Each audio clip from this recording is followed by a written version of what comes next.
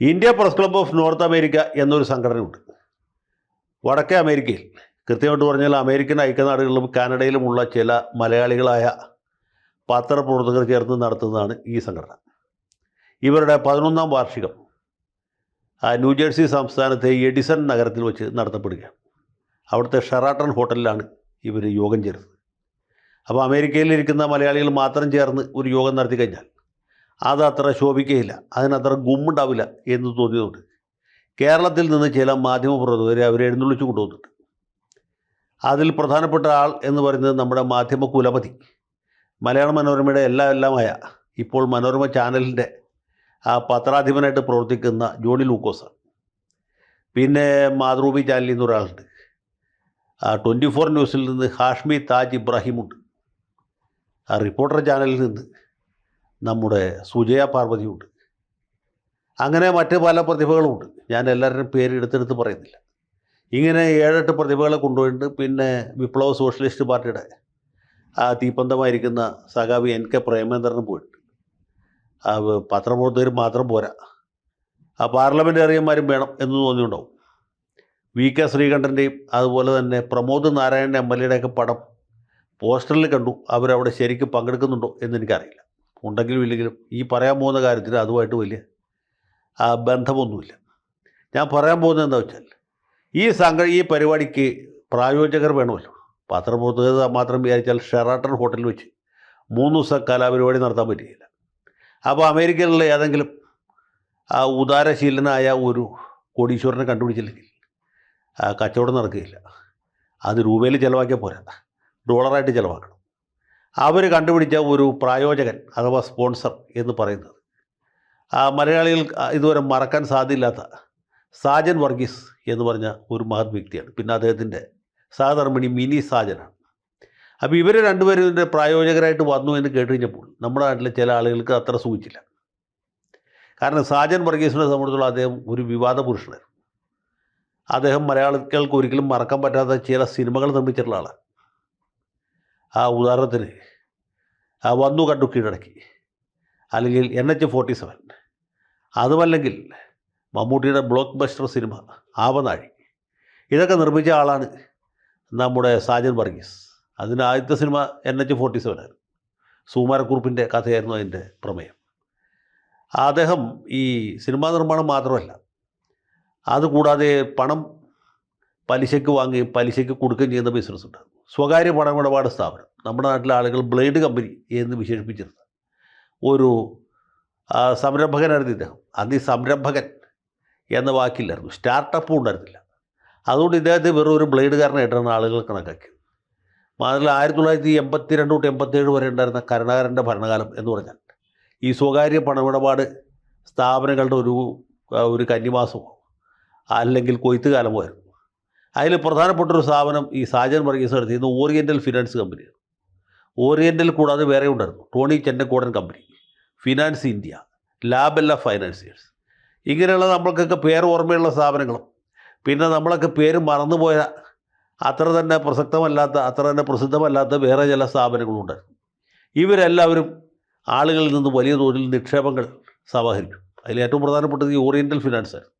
അവർ മാസാമാസം 15% പലിശ കൊടുത്തു. ഈ പണം നിക്ഷേപിച്ച മുഴുവനും ഈ സ്കൂളിൽ നിന്ന് അല്ലെങ്കിൽ സർക്കാർ സർവീസിൽ നിന്ന് റിട്ടയർ ചെയ്യുന്ന ആളുകളായിരുന്നു. അവർക്ക് പെൻഷനായിട്ട് കിട്ടുന്ന പൈസ, അല്ലെങ്കിൽ പ്രൊവിഡന്റ് ഫണ്ടിൽ നിന്ന് കിട്ടിയ പൈസ, ഇതെല്ലാം കൊണ്ടുവന്നിട്ട് എവിടെ ഇട്ടു? ഈ സാജൻ്റെ അല്ലെങ്കിൽ അതുപോലുള്ളവരുടെ പണമിടപാട് സ്ഥാപനങ്ങളിലിട്ടു. കൃത്യമായിട്ട് 1-ാം തീയതി പലിശ കിട്ടിക്കൊണ്ടിരുന്നു. നമ്മൾ 1-ാം തീയതി ആയി എന്ന് ഓർമ്മിക്കുന്നത് എങ്ങനെയാണെന്ന് വെച്ചാൽ വീട്ടിൽ മണി ഓർഡറുമായിട്ട് പോസ്റ്റ് പോകാൻ വന്ന് ബെല്ലടിക്കുന്നതുകൊണ്ടാണ്. അത്ര കൃത്യമായിരുന്നു, അത്ര പ്രോംപ്റ്റായിരുന്നു. അങ്ങനെ ഇരിക്കുമ്പോൾ 87-ലെ തെരഞ്ഞെടുപ്പ് വരുന്നു. അപ്പോൾ ഈ ധനകാര്യ സ്ഥാപനങ്ങളുടെ എല്ലാം തലതൊട്ടപ്പൻ എന്ന് പറയുന്നത് സ്വർഗസ്ഥനായ നമ്മുടെ മാണി സാറായിരുന്നു. അദ്ദേഹമായിരുന്നു അന്ന് ഫിനാൻസ് മിനിസ്റ്റർ. അതുപോലെ ആഭ്യന്തരമന്ത്രിയായിരുന്ന വയലാർ രവിയുടെ ഒരു അനുഗ്രഹ ആശംസ ഇതിനകത്തുണ്ടായിരുന്നു എന്ന് കരുതപ്പെടുന്നു. ഏതായാലും 87-ലെ തെരഞ്ഞെടുപ്പ് വന്നപ്പോൾ ഈ രാഷ്ട്രീയ നേതാക്കന്മാർ ഇതുപോലുള്ള സ്ഥാപനങ്ങളിട്ട പൈസ പിൻവലിച്ചുകൊണ്ടാണ് എന്ന് കരുതപ്പെടുന്നു. അതല്ലെങ്കിൽ 87-ൽ നയനാരി ജയിച്ചുകൊണ്ടാണ് എന്നും പറയപ്പെടുന്നു. ഏതാ ശരിയെന്ന് ഇപ്പോഴും വ്യക്തമല്ല. ഈ വക സ്ഥാപനങ്ങളെല്ലാം തന്നെ പൂട്ടിപ്പോയി. മുത്തൂറ്റ് ഫിനാൻസ് പോലെയുള്ള വലിയ വലിയ കമ്പനികൾ പിടിച്ചു, ബാക്കിയുള്ളവരൊക്കെ പൂട്ടിപ്പോയി. അതിൽ ഏറ്റവും വലിയ പൂട്ടിയത് ഈ സാജൻ നടത്തിയിരുന്ന വിഖ്യാതമായ ഓറിയൻ്റൽ ഫിനാൻസാണ്. ഓറിയൻ്റൽ ഫിനാൻസും പൂട്ടിയപ്പോൾ ഒരുപാട് ആളുകളുടെ പണം നഷ്ടപ്പെട്ടു. അത് സ്വാഭാവികമാണല്ലോ. ഈ കൊള്ളപ്പലിശ കിട്ടും എന്ന് വിചാരിച്ച് ഇതുപോലുള്ള സ്ഥാപനങ്ങളിൽ കൊണ്ടുവന്ന് പണിടുന്ന ആളുകൾ അവർ വലിയൊരു റിസ്ക് എടുക്കുന്നത്.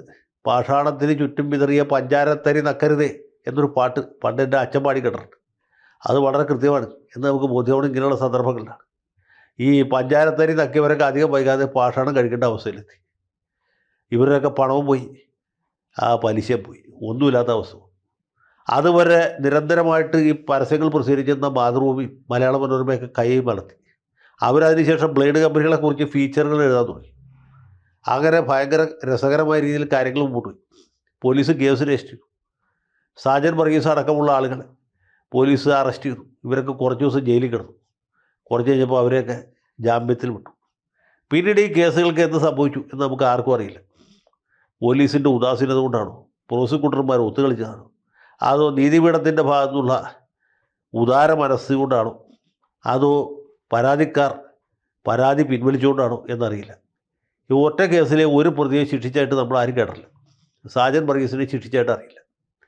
പിന്നീട് കുറച്ച് കളിച്ചപ്പോൾ സാജൻ വർഗീസ് പുനഃപ്രത്യക്ഷനായി. അദ്ദേഹം ഒരു പ്രസിദ്ധ ഗായകൻ്റെ ഭാര്യ സഹോദരിയെ വിവാഹം കഴിച്ചു. പിന്നീട് അവരുമായിട്ട് പിരിഞ്ഞു. പിന്നീട് ഇദ്ദേഹം ചില ഹോട്ടലുകളൊക്കെ സ്ഥാപിച്ചു. ഹോട്ടൽ രംഗത്ത് ഇപ്പോൾ സജീവമായിട്ട് നിൽക്കുകയാണ്. അപ്പോൾ സാജൻ വർഗീസിനെ പോലെ ഒരാളുടെ സ്പോൺസർഷിപ്പിൽ ഇങ്ങനെ ഒരു മാധ്യമ സെമിനാറും അല്ലെങ്കിൽ മാധ്യമ പ്രവർത്തകരുടെ കൂട്ടായ്മയും അവരുടെ അവാർഡ് ദാനമൊക്കെ നടത്തുന്നത് ശരിയാണോ എന്നുള്ളതാണ് അമേരിക്കൻ മലയാളികളെ ഇപ്പോൾ അഭിസംബോധന ചെയ്യുന്നൊരു വലിയ പ്രശ്നം. ഇത് തെറ്റാണ്, വലിയ മനസാക്ഷിക്ക് തിരക്കാത്ത കാര്യമാണ്. ഇതുപോലൊരാളിൽ നിന്ന് സഹായം സ്വീകരിക്കുന്നത് തെറ്റാണ് എന്ന് പറയും ഒരു കൂട്ടർ. അല്ല, ഇദ്ദേഹം ചെയ്ത തെറ്റിന് ശിക്ഷ അനുഭവിച്ച ആളാണ്. ശിക്ഷ അനുഭവിച്ചോടി അദ്ദേഹം ചെയ്ത തെറ്റുകൾ ക്യാൻസലായി പോയി എന്ന് വേറൊരു വിഭാഗക്കാരുമാണ്. അത് ഏതായാലും തെറ്റാണ്. കാരണം എന്താ വെച്ചാൽ ഇദ്ദേഹത്തെ ഒരു കോടതി ശിക്ഷിച്ചിട്ടില്ല. അദ്ദേഹത്തിൻ്റെ പേരിൽ ഇപ്പോൾ യാതൊരു ക്രിമിനൽ കേസും നിലവിലില്ല. അദ്ദേഹം കോടതി വെറുതെ വിട്ടു എന്നതിൻ്റെ അർത്ഥം അദ്ദേഹം നിഷ്കളങ്കനാണ്, അദ്ദേഹം നിരപരാധിയാണ്. അദ്ദേഹത്തിൻ്റെ സ്ഥാപനത്തിൽ പണം നിക്ഷേപിച്ചവരാണ് തെറ്റുകാർ, അല്ലാതെ അദ്ദേഹമല്ല എന്ന കാര്യം വ്യക്തമായി.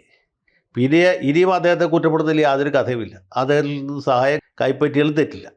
മാത്രവുമല്ല, ആരൊക്കെയാണ് ഇവിടെ ഈ സമ്മാനം മേടിക്കാൻ പോയിട്ടുള്ളത്? ഒരാൾ മരമുറി ചാനലിൻ്റെ വക്താവാണ്, വേറൊരാൾ മലയാള മനോരമയുടെ വക്താവാണ്. ഈ മലയാള മനോരമക്കാർ തന്നെ എന്താ ചെയ്ത് നമുക്കറിയാൻ പാടില്ലേ? Travancore national and Quilon bank നടത്തി എത്രയോ ഇടപാടുകാരെ വഞ്ചിച്ചവരാണ് ഈ കണ്ടത്തിൽ കുടുംബക്കാർ. പിന്നീട് ഇവർ ഇൻ്റഗ്രേറ്റഡ് ഫിനാൻസ് കമ്പനി എന്ന് പറഞ്ഞ് ഈ ബ്ലേഡ് കമ്പനികളുടെയൊക്കെ ഒരു മൂത്താപ്പയായിട്ടുള്ളൊരു സ്ഥാപനം നടത്തി, അതിലും വഞ്ചിച്ചവരാണ്. അപ്പോൾ ആ സ്ഥാപനത്തിൽ നിന്നാണ് ജോണി ലൂക്കോസ് ഈ ബത്തപ്പാട് വെട്ടി എവിടെ പോയേക്കണത്? ന്യൂജേഴ്സിയിലെ എഡിസൺ നഗരത്തിൽ പോയിട്ടുണ്ട്. എന്തിനെ പറ്റി സംസാരിക്കാൻ? അതാണ് അതിലും വലിയ തമാശ. അതുപോലെ സുജയ പാർവതി ആണെങ്കിൽ മരമുറി ചാനലിൽ നിന്നാണ് പോയിട്ടുള്ളത്. ഇങ്ങനെയുള്ള ആളുകളാണ് ഇവിടെ പോയിട്ട് മാധ്യമ സംസ്കാരത്തെക്കുറിച്ചും മാധ്യമ ധാർമ്മികതയെക്കുറിച്ചും ഈ സത്യംവദ ധർമ്മം ചരയുടെ പ്രാധാന്യത്തെക്കുറിച്ചും ഈശ്വരൻ തെറ്റ് ചെയ്താൽ ഞാനത് റിപ്പോർട്ട് ചെയ്യും എന്ന് പറഞ്ഞ സ്വദേശാഭിമാനി രാമകൃഷ്ണപിള്ളയുടെ പാരമ്പര്യം പൈതൃകം ഉയർത്തിപ്പിടിക്കാനായിട്ടും എവിടെ പോയേക്കണേ? അമേരിക്കയിലെ എഡിസണിൽ പോയിട്ടുണ്ട്. അപ്പോൾ അത് പ്രായോജകനാകാൻ ഏറ്റവും പറ്റിയ ആളാരാണ്? അത് തീർച്ചയായിട്ടും സാജൻ വർഗീസാണ്. അദ്ദേഹത്തെ പോലെ മഹാനായ ഒരാളെ കണ്ടുപിടിച്ച് പുള്ളിയെ കൊണ്ട് ഇതിൻ്റെ സ്പോൺസർഷിപ്പ് ഏർപ്പെടുത്തിയ അല്ലെങ്കിൽ അവരെ സമ്മതിപ്പിച്ച ഇതിൻ്റെ സംഘാടകരെ നമ്മൾ എത്ര ബഹുമാനിച്ചാലും എത്ര ആദരിച്ചാലും ഒട്ടും മതിയാകുകയില്ല, കൊതി തീരുകയില്ല. അതുകൊണ്ട് എൻ്റെ അഭിപ്രായത്തിൽ ഈ സംഗതിയെക്കുറിച്ച് ഇതിൻ്റെ സ്പോൺസർഷിപ്പ് ഏറ്റെടുക്കാൻ ഏറ്റവും പറ്റിയ ആൾ അങ്ങനെ ഒരാളുണ്ടെങ്കിൽ അത് ശ്രീമാൻ സാജൻ വർഗീസാണ്. മാത്രമല്ല അദ്ദേഹത്തെ ഒരു കോടതി ശിക്ഷിച്ചിട്ടില്ല. അദ്ദേഹത്തിൻ്റെ പേരിലുണ്ടായിരുന്ന കേസുകളൊക്കെ തേഞ്ഞു മാഞ്ഞു പോയി. അദ്ദേഹം ഒരു പോലീസ് സ്റ്റേഷനിലും പിടികിട്ടാപ്പുള്ളിയായിട്ട് പ്രഖ്യാപിച്ചിട്ടില്ല, ഒരു കോടതിയും പ്രഖ്യാപിച്ചിട്ടില്ല. അപ്പോൾ അദ്ദേഹത്തെ പോലെ ഒരു യോഗ്യനായ ആളെ കണ്ടെത്തിയിൽ നമ്മൾ അവരെ അഭിനന്ദിക്കണം. മാത്രമല്ല, ഇതിൽ ചർച്ച ചെയ്യപ്പെടുന്നൊരു വിഷയം ഞാനത് വായിച്ച് പൊട്ടിച്ചിരിച്ചു പോയി.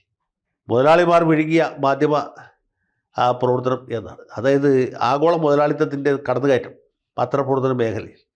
മുതലാളിത്തത്തിൻ്റെ അല്ലാതെ തൊഴിലാളികളുടെ ഏതെങ്കിലും സ്ഥാപനം പത്രങ്ങൾ കണ്ടിട്ടുണ്ടോ? തൊഴിലാളി വർഗത്തിൻ്റെ പേരിൽ മുതലാളിമാർ നടത്തുന്ന സ്ഥാപനമാണ് ദേശാഭിമാനി, കൈരളി ചാനൽ. ബാക്കിയെല്ലാം മുതലാളിമാരുടെ പേരിൽ തന്നെ നടത്തുകയാണ്. മാതൃഭൂമിയാണെങ്കിലും മനോരമയാണെങ്കിലും 24 ന്യൂസ് ആണെങ്കിലും അതെല്ലാം മരമുറി ചാനലാണെങ്കിലും വല്ല വ്യത്യാസമുണ്ട്.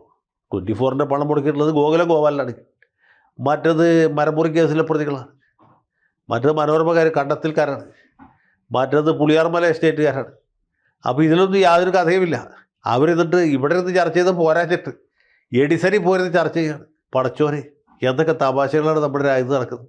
അപ്പോൾ ഏതായാലും India press club of north അമേരിക്കയുടെ ഈ മാമാങ്കം ഇതിനകം കൊടിയിറക്കി കാണും എന്ന് ഞാൻ വിചാരിക്കുന്നു. ഏതായാലും അവർക്ക് ഭാവിയിലും ഇതുപോലുള്ള കലാപരിപാടികൾ നടത്താനുള്ള ഊർജ്ജമുണ്ടാകട്ടെ.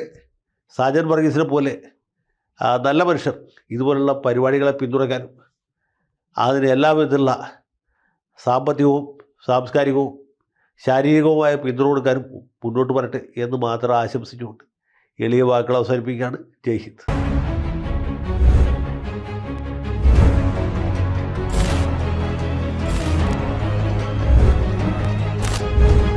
കൂടുതൽ വാർത്തകളും വിശേഷങ്ങളും നിങ്ങളിലേക്ക് എത്താൻ ABC മലയാളം സബ്സ്ക്രൈബ് ചെയ്യുക, ബെൽ ബട്ടണും അമർത്തുക.